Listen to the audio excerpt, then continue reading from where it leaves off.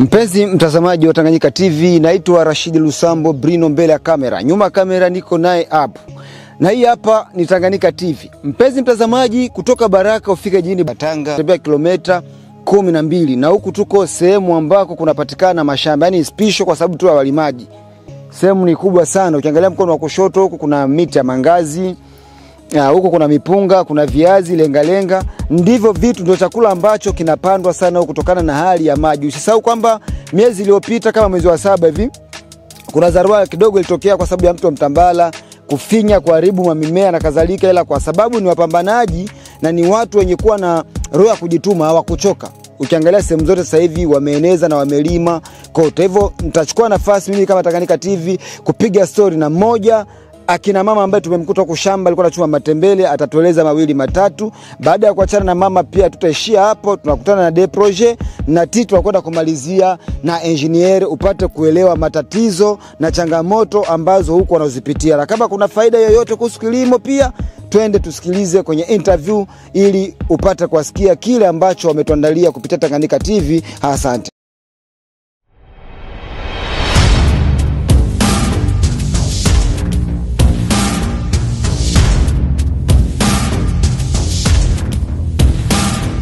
Jambo. Misaobe ni sukumanga. Haya ngene. Na mbona nale gima ngene mabo. Tunataka matembele huku kwetu mpenzi mtazamaji. Ima tukiwacha matembele wetu mama. Maki wale shemanga sana. Maki mangene. Male mani. Mani mekyombo. Na ekyombo ono wetu atanga mumo eundate enenda myechenga umi ayenga ile mwitata. Ekyombo ekyonjo mechesa atono siwanjile ekyombo. Labda tuambie mawili matatu kuhusu shamba za hapa Katanga na walimaji, mnaendelea aje? Hamna masuala ya ugomvi, hamna bifu, mnaishi tu bien dans les bons? Ono wetu atanga tukioishe wataki unda wayo kodi.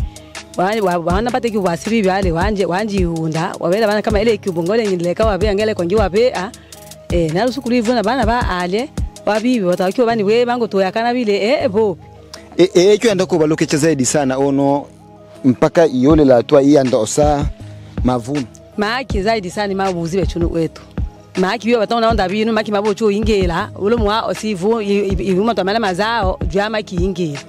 Est-ce que bato ba serikali tabaki omoneke wali tabaki mabikingi bikyo sumba maki mamtambala alafu ba ochi agir yeta evre lumbaka lui protéger benu na chinunda lochos baki wale momona, lakini taziko mala mwetu asiwasele baki otoetela ebi ni baki otoetela msaada wasi wala bila itazuke takanu obakana na zaidi sana itibatu tumele nuitota itatumwe takanu ingela manosi magumu makila lusuku mabali chia itetole sawa sawa ebe bato nongeli itota byangeni na tola wakati wa mbula na wakati wa mbule injiki cho sitiki otombo anabinga na kazanaka mumwaza ilo ngelo bakalwa mbakana moni yunda tamale yunda mbakama kimaki osumbu, lakini sala cyo ingela maaki longe na monono mwa longe aho to elwa na munju mwawaza ilo ngela to ingela wakati wa mvula be tole mundalo makima ndibo olukulu tawali ya uja ono manda iyo kyo bya ole bikyo libwa lubilo atona onda mbati wa mwa obanda na ono unde numa ole ono manda yeta wa obanda ni tubanda undumo ondela ono manda mangunda ono manda ndi amwe wa serikali na tuetela makale tolongeli to makale to kabisa dwibo mamwito ta ono manda le muntu mabato bali mwasirika kila lusuku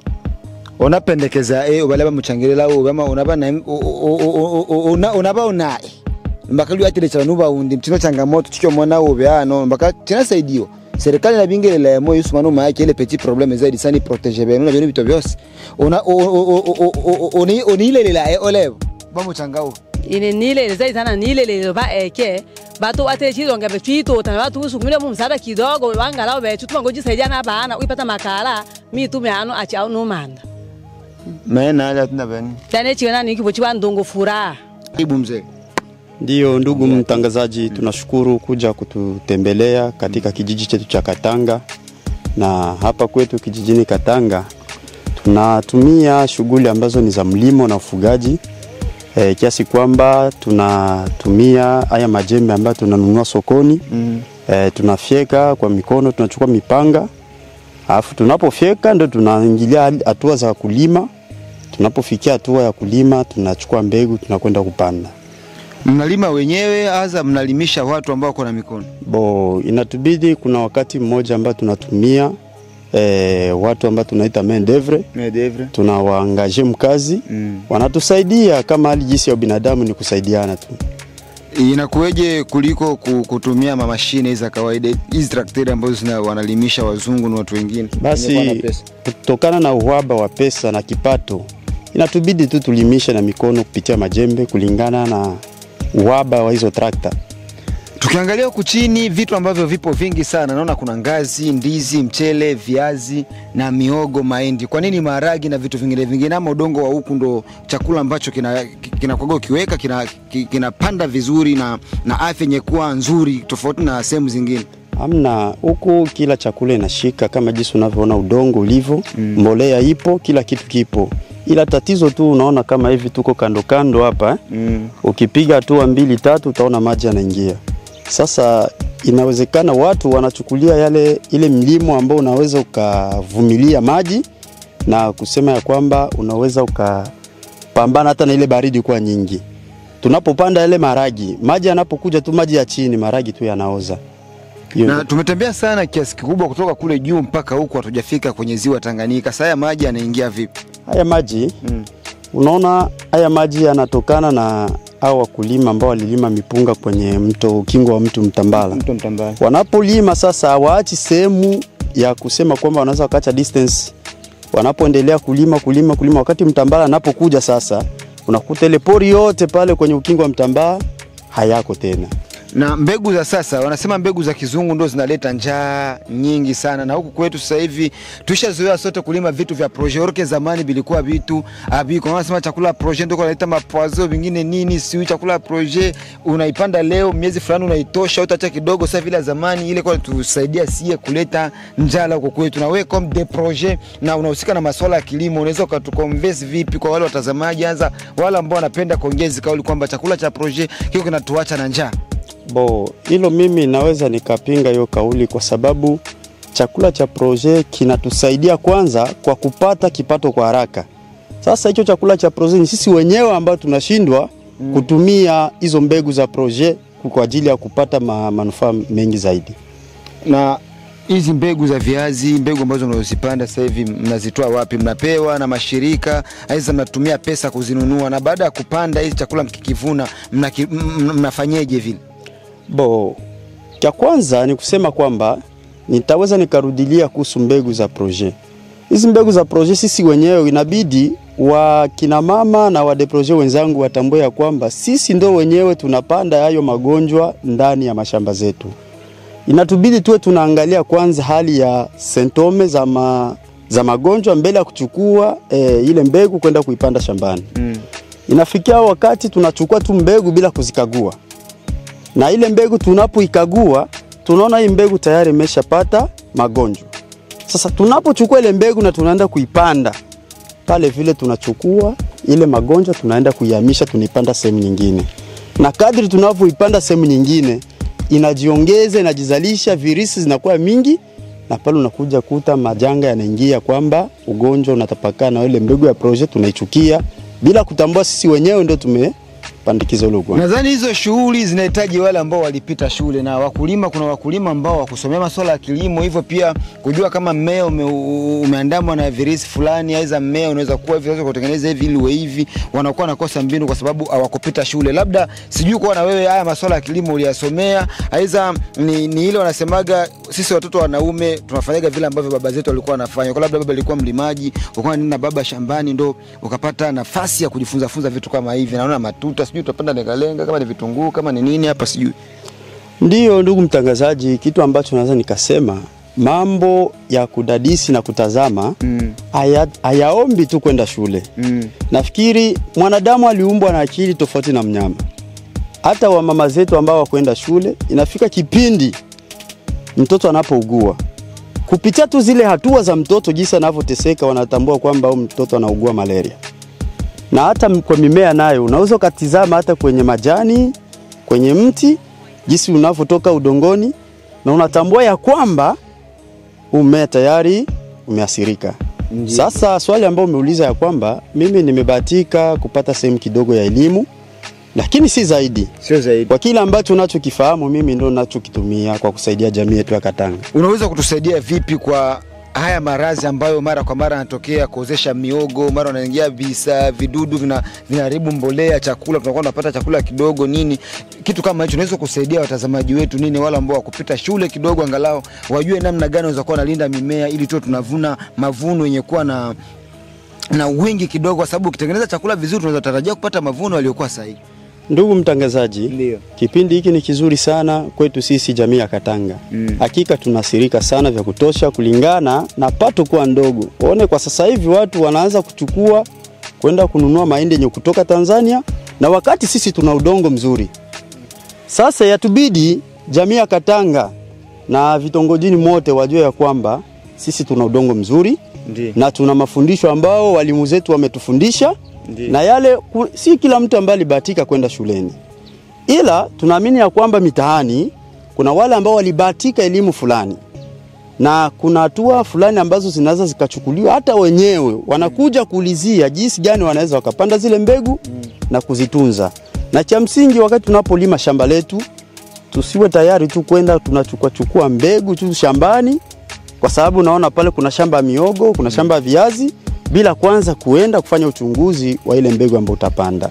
Kwa maana hicho ni chanzo cha kwanza cha ukoseshaji wa chakula na pato kuwa ndogo na kuongezesha njala kuwa nyingi katika kijiji cha Katanga. Hakuna safari nzuri yenye kukosa hadisi kidogo ya mateso, na hakuna kazi inaweza kukosa changamoto. Sijui ni changamoto gani ambayo nyewe mnaipata mara kwa mara za kila mwaka kwenye hizi kazi zenu za kilimo huku Katanga?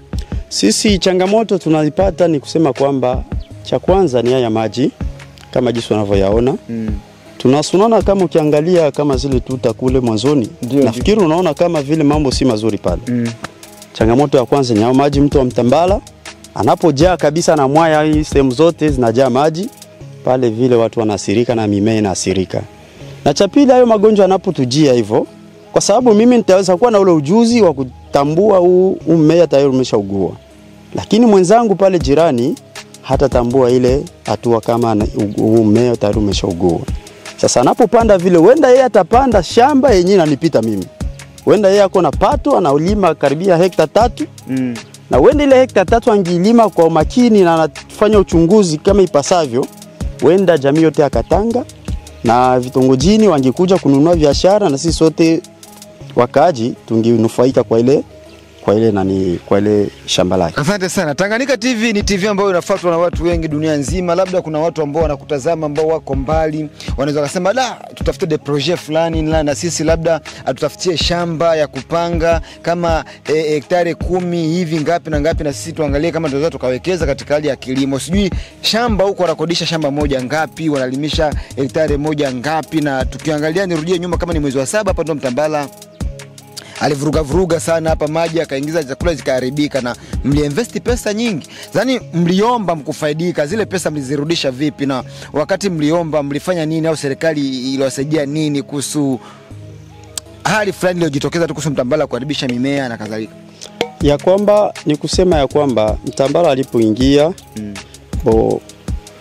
kama nilivyotangulia kusema, sisi bado hatujawa na ile hali ya kusema kwamba tunajiweza. Ndio bado inafikia yani ni hali ya kubangaiza yani. Inafikia wakati tunasaidiana, ule makomiti vidogo tunasaidiana, tunachanga pesa, tunapatia mmoja anafanya kazi yake, anapomaliza ile kazi anakuja kurudisha tule tu pesa tena. Sasa wakati tunapopata hiyo changamoto ya kwamba sisi tupate misaada, na wakati Mtambala anapokuja tunatumia tu zile nguvu tena, tunasubiri maji yakauke tena, tunarudi tena tunaanzisha tena, yani tunakuwa tunafuata kalenda. Labda kwa kumalizia, ulikuwa na message ya mwisho, labda kuna dukuduku ya kitu ambacho mimi sikukuuliza na ulitamani kukiongea ukashindwa mpaka nikuulize. Sasa labda nikupe ofa ya dakika 2 kwa kumalizia, kama SMS aidha kwa wakulima wote ambao wanakutazama kupitia dunia nzima, kwa nyinyi wakulima wa hapa Katanga, ili kilimo kizidi kupiga hatua zaidi. Ni vitu gani vinakosa ili mjikute na nyinyi mnaendeleza? Kwa sababu bila kilimo njaa inaingia sana. Ukiangalia Kigozi leo chongo kinaenda napanda bei, na nyinyi huko ndio tunakuwa kama vile wakombozi wenu. Nyinyi mkituacha na sisi vile tumbo zinakuwa zinatuachililia. Kwa hiyo ulikuwa na kipi cha kuongea na kutazama ili kilimo kizidi kupiga hatua zaidi Katanga? Asante sana, tunashukuru mtangazaji. Hakika sisi kama vile dugudugu langu na pendekezo, Ningeacha ujumbe kwa wakaji wote wa Katanga, na si tu kwa wakaji wa Katanga, ni nchi yote ya Kongo. Ndiyo. Hata Afrika nzima ijue ya kwamba kwa leo kiwa Marekani inaendelea ni kulingana na chakula kuwa nyingi.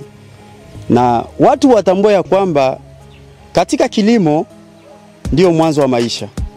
Bila chakula huwezi ukaishi. Sasa hiyo pendekezo watu wajiweke na kujihusisha katika mambo ya kilimo. Wawekezee katika kilimo, kwa sababu katika kilimo watapata faida na kunufaika sana. Na zaidi ya yote ni kutoa tena pendekezo kwa serikali yetu ya Kongo. Itambue ya kwamba utajiri wetu wa Kongo ina eneo nyingi ya kufanyia mambo ya kilimo na kufanya miradi mingi sana. Tuna udongo mzuri, tuna mbolea, yani watufanyie msaada sana sisi wakulima wa chini. Watutumie vyombo vitendea kazi kama vile trakta, hizo mashine ambazo umezungumzia hapo. Watuletee mbegu mpya ambazo zinaweza zikakabiliana na magonjwa ambayo tulionayo hapa Katanga. Na zaidi ya yote wafungue mabarabara. Kwa sasa hivi ukipanda huko Makafulo, Mamukera, Kilicha, utakuta ya kwamba ni chakula ni nyingi sana. Lakini sasa barabara inafunga vile vyakula visishuke. Na hapo maisha ya Wakongomani, maisha ya watoto wa Fizi inaathirika kwa kiwango hicho. Na ndipo pale nafikia Fizi yote inategemea Tanzania ilete, Kalemi ishushe, ndio tuende tununulie Baraka. Hiyo ni shida sana kwetu.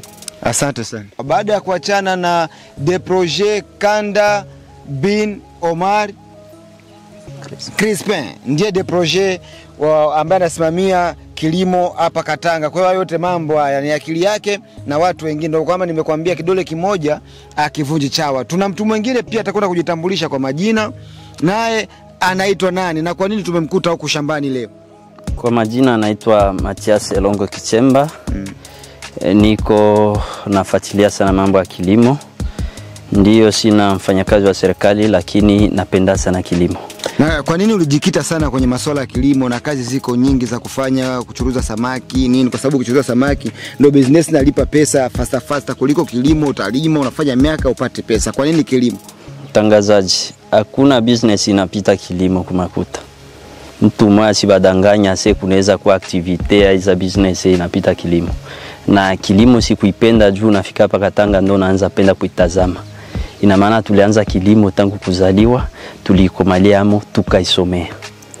Chakula kingi sana ambacho tulikuwa tunatumia hapa mzoni ya Fizi, zamani tulikuwa na uwezo wa kujibeba sisi hapa zoni ya Fizi, ila kwa sasa chakula kingi kinakuwa kinatoka nje sana, tofauti na hapa kwetu. Tunapokuwa tuna udongo mzuri, tuna mbolea nzuri, ila tunashindwa kulima kwa sababu ya kizungu kutuandama. Sijui kitu kama hicho pia kwa roho kutazama, unaweza kuwa na lipi la kuambia?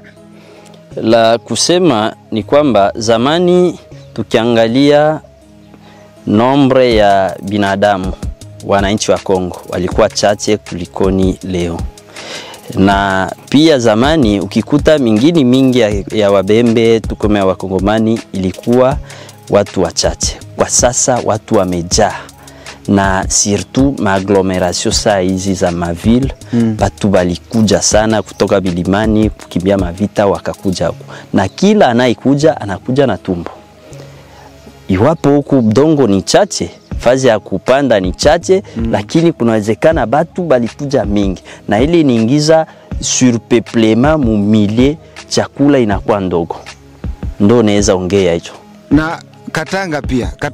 Hapa Katanga sasa upande wa chini kutoka kule ambako nimeacha manyumba na huko na kiasi karefu. Kwa hiyo ukitoka na 5 kilo huko ya mchele kusema tu hapo bebe kichwani kufika kule, mtu anachoka. Mkivuna huku ili chakula kifike kule barabarani, mnakuwa mnatumia usafiri upi? Kwa sababu barabara nikiangalia gari haiwezi kupita, pikipiki haiwezi kupita. Tofauti tu ni pikipiki inapita, bodaboda hii nini, beskeli pia la gari haiwezi kupita. Kunye chakula kutoka ukifika kule mnatumia urahisi upi? Ndio, ukiona gisi uliteremuka na tuta. Hii tuta walikuwa wakijenga izuia ya maji ya mtambaa isiingie kwa upande mwingine. Lakini inawezekana hii tuta irizishe na maji huwa inakwepa inadeborde. Kwa debordement ya maji. Sasa tatizo ni hili. Hapa hivi afadhali. Hapa unaweza unatia chakula yako kwenye baskeli, unapanda na tuta, unafika mwingine. Bodaboda huwa inapita, lakini gari hapana. Lakini ukishuka hapo chini, hapo Kenya humo mote chini humo, ni maji mako, unatembea kwenye majini. Na kutosha chakula kule ni kichwa tu, migongo wa kina mama. Yaani kuna mitumbu huko inasosa watu? Hakuna mitumbu, unatembea tu kwenye maji. Hamna vile viboko na sio kuna sifika zote. Hakuna. Kwenye Mtambala ndo viboko vinakuwaka, lakini huko hivi haviingie kabisa. Sawa, ni jamii na maendeleo. Ili tuwe na maendeleo makubwa sana kuhusu kilimo, kuna chochote kile unaweza kuwa na cha kuambia watazamaji ili ionekane sisi Fizi kidogo kwenye masuala ya kilimo tunajitahidi na tuendelee kupambana zaidi? Kwa kumaliza swala hili la njala, ile tunaweza sema ni jukumu la serikali. Me hatutaachia serikali jukumu paske serikali haifanye na shie wananchi tuache, hapana. Talomba vijana jeunesse beba nashinda mamigini kucheza dame, ludo, kuikalia tu kucheza nini, waingie. Kwa sasa ukilima are moya, tuseme banita kare, hata kare huku kwetu, tuseme kare. Ukilima kare moya, nefisi kupande hata ile lenga tu. Ukiingia musoko hapa utakosa moins de 200,000. Alors lenga tu nilima mu 1 mois. 1 mois unavuna, unaingiza 200,000. Imagine ulilima kare mbili. Si unapita salaire mwa iko naenda shinda kwa hospitali infirmier kila siku. Leo wakisema sasa batafute meba de projet hapa Katanga, banauliza hektare moja iko na kwa luwe mungapi, unaweza elimisha mungapi, wote kusema hektare yote malizike kwa haraka, unaweza kumaliza pesa ngapi. Labda kuna mtu ambaye yuko mbali anaweza kusimamia wewe, akasema no, mimi nataka de projet nisimamie na mimi nichukulie sehemu anilimie, afanye hivi na hivi. Kwa mtu ambaye yuko mbali, kwa maelekezo zaidi ili apate nafasi ya kulima huko, anafanya vipi? Kuna shirika, kuna association aina yoyote ile, naomba mtu kusema alime huku mpaka aone ama ni vitu vya watu private, shamba za watu zinamilikiwa na watu afu watu ndio wanakodisha? Hii ni mashamba ya kibinafsi. Hakuna organization za shirika ambayo inaangalia hii mashamba. Iwapo kuna kitengo cha serikali kia mlimo, lakini mashamba ni ya wananchi. Ndiyo kuna mashirika ya kibinadamu ambayo inahudumia watu hapa, inatusaidia malenga, inatusaidia mambegu, inatusaidia kumifugo, lakini mashamba ni ya binadamu, ya batu binafsi. Eke kuuza fazi ni kitu ya watu wawili. Make entre ula anayeuzisha na ula anayeuza. Na pia bei inadependre na mbolea ya fazi na umbali wa fazi. Plus fazi inakuwa mbolea mzuri, ile fazi mwenye nayo anaipandisha nini bei. Lakini muide general bei ya kulue kare inakala inavari en fonction ya inakala autour ya masa 1000 à 150,000. Unalue kare panda inane uko na exploiter ile fazi. Asa kare moya inakala 25 sur 25. Ukibeba hectare moja inakala na 10,000 mètres carrés. Ukibeba ile 10,000 mètres carrés divisé par 25 sur 25 mètres carrés et sur 25 unakuta mu hectare moya munakala 16 carrés. Donc mu hectare moya iko 16 carrés. Ni kubali banaye nifata sasa balifabu matematike buloko babebe ile 100,000 multiplié par 16 batakuta franka ya ile hektare. Kwa hiyo mtu ambaye ana akili kabisa timamu akiwekeza kwenye masuala ya kilimo, hiyo pesa haipotei. Haipotei, lakini inaweza ikapotea kama anatia kuzembe. Kwani mimea tunayoyaona ni tunaita ce sont les êtres vivants. Sijue kwenye Swahili mnaita nini? Ni ba être vivant. Ba être vivant. Inaeleweka? Wanaishi. Alors inaachana na uchuruzi wa sima, unaweza ukafunga depo yako na unaenda kwa misisi unakuwa iputa iko mule. Lakini yai ukizembea ndogo inakufa. Na ikikufa ukiomba unaomba ya kweli. Ina maana mlimo inalomba kuifuatilia karibu. Hawezi kuwa unalimaka unaenda kwa lwako siwe Uvira, unaenda kwa Bukavu unaacha mashamba. Mkulima halali huwa shambani kila siku.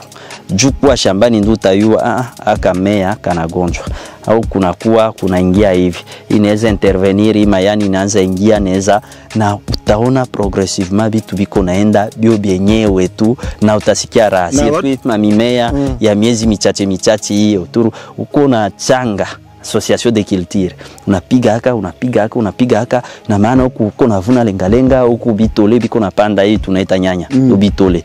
Naona mingine kwa Fulero mingi wanaita bitole. Naona huku unauzisha matembele, umemoma viazi biko natia chini, unakuta hivi mwisho wa mwezi haukose ka resete. Na hivi kati ya kilimo na ufugaji mnajikuta mnajibezi wapi sana? Biote tunafanya. Kwani kilimo daere nitaonyesha shebote tuko na ministeri moja. Unaona? Iwapo baligabula madivision lakini shebote ni batu ba moja. Na mkulima halali anapashwa kuwa pia na ufugo. Kwani kuna ile tunaita mbolea. Mbolea ya mingi kabisa. Hatuwezi lomba batu banzi uza mbolea hii ya engrais maire iko share muhimu nchi yetu. Alors kuko ma strategie ya mtu ye peke kufanya mbolea yake, na ya mingi inatokana kumavi ya banyama inatupatia mbolea. Mais aussi wale banyama banaweza kula mimea kama tunavuna tunavingiza mule. Si unaona tunalima huku inafaidisha wanyama, na huku wanyama wa kinyambo anafaidisha nini? Mimea, na yote inaingiza makuta mu account yako wewe mkulima. Labda kwa kumalizia mkivuna mazao fulani, mnaviuza vyote ama kuna sehemu mnakwenda kuhifadhi? Na vipi kuhusu serikali, haiwatolei macho kuwapa kidogo yao? Hiyo inakuwa draw upande wa serikali. Sijui nyie mkiwapa ile draw yao, nyie hivi mkianza kupanda, serikali inakuwa na msaada upi kwenu? Kwa sasa hakuna msaada. Tusidanganya, hakuna msaada, ila tozo ipo. Ukilima tu, ukipima kuingiza pale sokoni, ukipima kutembea nayo barabarani, unakuta ile banaita mitamba, wanatoza watu. Wanatoza, lakini hakuna msaada kwa sasa. Sasa mnakuwa mnajisikiaje nyie msisaidie? Inakera kwani mainchi zote zile kuna kala subvention ya gouvernement. Ndio maana kila ministeri inakala na budget banakala ile ya budget banaluaka imwa monta ku kila ministère, na ili inakala makuti kwa affecté kuma projet za maendeleo za kilimo. Lakini siye atuyue récemment bali lancer campagne agricole hapa kwetu Sud Kivu, lakini wenda matunda ni mambo ya serikali, hatuwezi tukayangalia. Labda kwa kumalizia, mpenzi mtazamaji, tulianza mwanzo wa kujitambulisha, jina lako nani na ulikuwa na lipi la kuambia watazamaji ambao wanakufuata kupitia Tanganyika TV kuhusu masuala la kilimo? Kuna watu wanasema eti Katanga wanalima sana kushinda Baraka, sijui inakuingia vipi wa kilimo? Kwa kwanza nitasema jina langu ni Elongo Kichemba Mathias. Mimi niko engineer agronome, naishi Baraka Bomani. Nitasema Baraka inaanzia kwenye kule kuanzia kule ngambo za Kandali mpaka hapa kilalo wa Malindi. Lakini Bomani ndo pale centre. Na hapa Katanga pia tuko Baraka. Lakini kilimo hapa Katanga inapita pale Bomani. Kwani Bomani hawana udongo. Bomani milima ilikuwa karibu, sekife ukubahari uhunani. Lakini ukiangalia mwingine ya Katanga, bahari iko mbali na inaacha udongo mingi ambao watu wanalimaka iwapo munaingia maji. Na maji ni kosa kwa mimea mingi, lakini pia kuna mimea ili inapenda maji. Kwa hiyo Katanga ni moja kati ya Baraka. Ni moja. Niko parmi mavile ya Baraka. Mbona kizungu kinawaingia sana mpaka watu wanashindwa kulima, wanaekalia kizungu, tuko muvile. Kama engineer unaweza kuwa na lipi pia la kuwashauri ili tukimbize njaa, kwa sababu kizungu hakitamaliza njaa, kilimo ndio kitakimbiza njaa. Mimi natoka Baraka kila siku nakuja lima Katanga. Kila siku natoka Bomani. Tafadhali. Natoka Bomani nakuja lima Katanga. Ile ni kizungu siwe ni seme aye. Siwe ya kuigaiga. Maana na pia unatoka Baraka, unatoka Mboma kila siku. Niko hapa. Sauf dimanche ndo naenda kanisani tu, naomba Mungu. Ikianza tu lendi mie ule njia hapa. Magharibi hivi nitakuwa Baraka. Asante sana. Kientambia jamii mzima na wanaonifuata, tusikalie tu makartier, tusikalie kungoya huko mwanaume huko kijana unangoa paka mama asonge bugali tukule. Ukienda na mama kushamba inasaidia, mavuno inakuwa mingi. Ukiangalia mkartie mtu kama ana ka occupation, hata kukiviwa kuku banasema anaweza kuwa ule fulani. Juu hauna kazi ye unajihusisha nayo. Na vingine vitakupita hauna lwako wako. Lakini kama uko unashinda mkazi, wanasema jembe aiseme ongo. Jembe aiseme ongo. Na tumbo zetu zinadependre na jembe. ukatale usikatale, hata ukuwe waje, Mungu alikumba na tumbu na kinwa, sherti itakulomba ule.